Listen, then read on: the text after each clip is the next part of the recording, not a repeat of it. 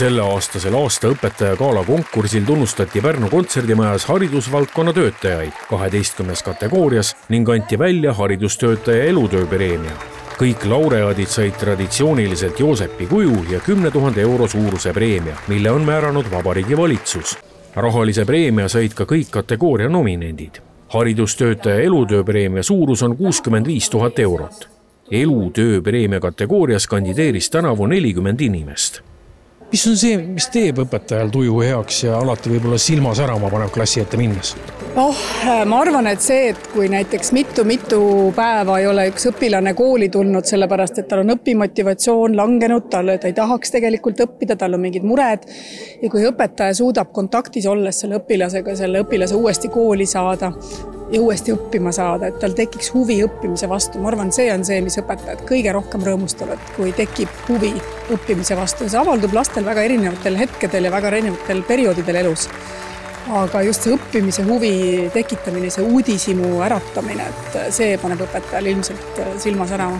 Aastaõpetaja konkursile said kõik soovijad kandidaate esitada märtsis. Kokku laekus üle 1600 ankeedi. Nende seast valiti riikliku komisjoni poolt välja igas kategoorias 3 nominenti.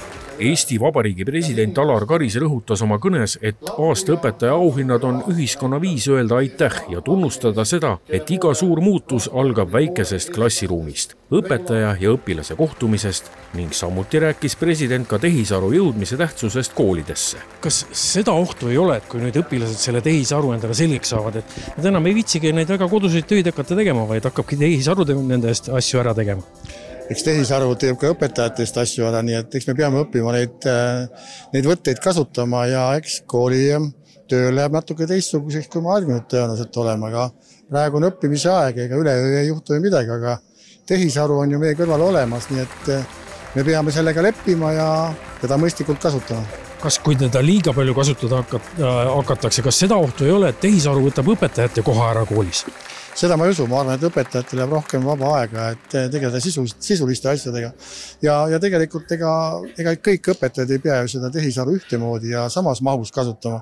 Iga õpetaja valib selle sealt, mida ta tahab, sest lõpuks ega eesmärk ei ole tehisaru kasutamine.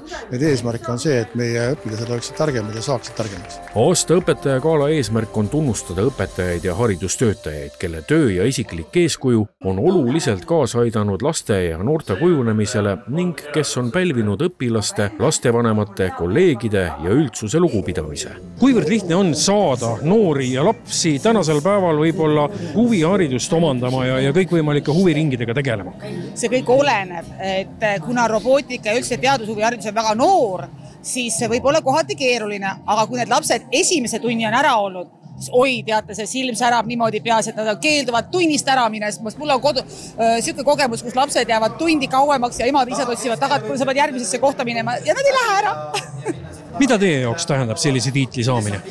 Ma ei ole vist päriselt sellest aru veel saanud, et mis see endast kujutab, aga on ääretult suur au olla selliste võrratute õpetajate kõrval, olla nomineeritud juba, et see auhind on